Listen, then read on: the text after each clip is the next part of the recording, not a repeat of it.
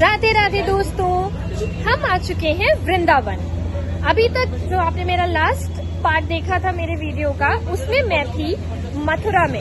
मथुरा में मैंने श्री कृष्ण जन्मभूमि और गोकुल के दर्शन किए। मेरे पास थोड़ा सा टाइम कंस्ट्रेन है क्योंकि हम एक ही दिन का टाइम लेके आए हैं, तो इसलिए उसमें हमारी कोशिश बेसिकली ये है कि जितने भी प्रसिद्ध मंदिर हैं एटलीस्ट हम उनके दर्शन कर लें। तो हमने कृष्ण जन्मभूमि के दर्शन कर लिए और गोकुल के दर्शन करे। नंद बाबा का घर देखा जहाँ कहते हैं कि श्री कृष्ण ने अपना पूरा बचपन बिताया था।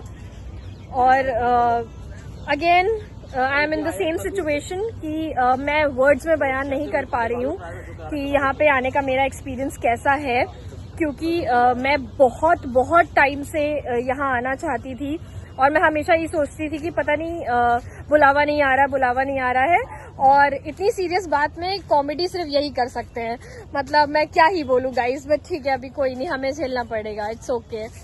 फाइनली पार्किंग आ गई। हाँ, so back to the topic कि मैं काफी टाइम से यहाँ आना चाह रही थी और आज फाइनली बुलावा आ गया और मैं यहाँ पर हूँ। So I am sure of words right now. I don't know how to express what I am exactly feeling। मतलब मैं 2-3 बार तो रो चुकी होंगी, आंखों से आंसू आ गए, गूज़बम्स आ गए, पता नहीं क्या हो रहा है मेरे साथ। और टाइम कंस्ट्रेन है, बस इसी बात का दुख है।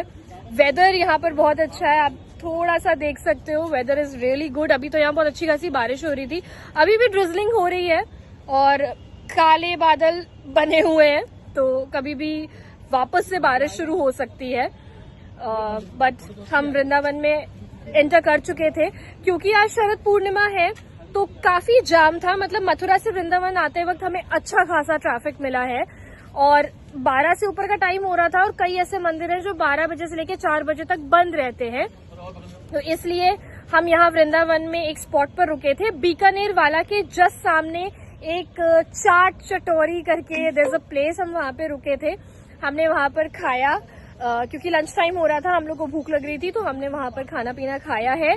और अब it's 3:42 now and now we are heading towards Banke Bihari temple. और बस आई रियली होप कि हमें बांके बिहारी टेम्पल और उसके आसपास के हमें जो भी टेम्पल के दर्शन करने हैं, हमें बहुत ही अच्छे दर्शन हो, बस मेरी यही उम्मीद है।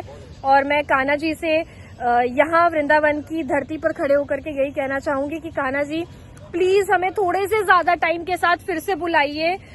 मेरा बहुत मन है, मेरा बस चले तो मैं यहाँ का एक एक मंदिर दर्शन करूं, बट चलो मेरी किस्मत में होगा तो मैं जरूर करूंगी। अब हम आगे बढ़ रहे हैं बांके बिहारी टेम्पल के लिए, तो मैं आपसे मिलूंगी अब अपने अगले पार्ट में।